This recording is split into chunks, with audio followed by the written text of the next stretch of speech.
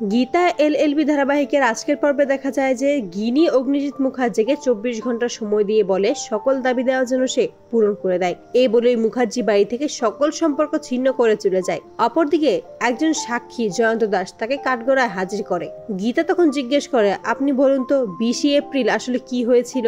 আপনি তো অ্যাম্বুলেন্স চালান। তখনই লোকটা বলে যে সে অ্যাম্বুলেন্স চালায় আর সেদিনও একটা পেশেন্টকে নিয়ে যাচ্ছে আর সেই পেশেন্ট রাস্তাতেই মারা যায়। তখনই গীতা চিৎকার করে বলে ওঠে, আপনি কেন মিথ্যে কথা বলছেন? সেদিন কোনো পেশেন্ট রাস্তাতে মারা যায়নি, সেদিন তো আপনি ডেড বডি পাচার করার জন্য গিয়েছিলেন। তখনই ভজন বলে যে একজন সাক্ষীর উপর এভাবে জোর করে কথা বলা যায় না আর তাকে জোর করিয়ে কথা বের করাও যায় না। তখনই জর্জ গীতাকে বলে, আপনি এভাবে জোর খাটাতে পারেন না। তখনই ভজন মিত্তির জয়ন্তকে জিজ্ঞেস করে, আসলে সেদিন কি হয়েছিল আপনি সবটাই আমাদের খুলে বলুন। তখন সেই জয়ন্ত মিথ্যে সাক্ষী দেয় আর বাইরে এসেই বলে, আমার 10 লক্ষ টাকাই চাই। তখনই লোকটা বলে, তোর টাকা তুই পেয়ে যাবি, এখন এখান থেকে চলে যা। তারপরেই ভজন পরিশিকে কাঠগড়ায় তুলে এবং তাকে জিজ্ঞেস করে, আপনাদের বিয়েটা কি সত্যি আদৌ হয়েছিল?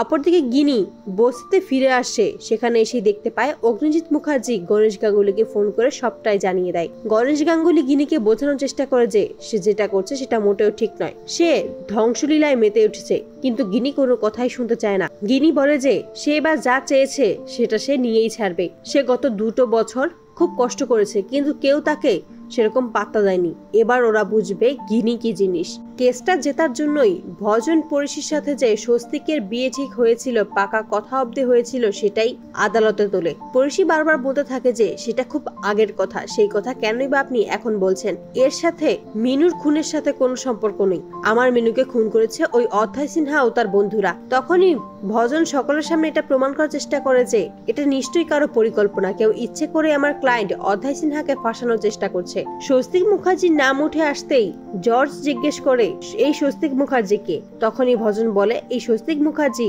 অন্য আর কেউ নয়, অ্যাডভোকেট গীতা মুখার্জির হাজবেন্ড। এটা একটা ত্রিকোণ প্রেমের কাহিনী যার মধ্যেই আমার ক্লায়েন্ট অথয় সিনহা ফেসে গেছে। এসব কথা শুনে নিজেকে আর ধরে রাখতে পারে না গীতা, তাই কোর্টের মধ্যেই মাথা ঘুরিয়ে পড়ে যায়। বাড়ি ফিরে এসেই যখন গিনির কথা জানতে পারে গীতা, তখনই চমকে যায়। ভাবতে থাকে তার বোন হঠাৎ করে কেনই এমনটা বলছে।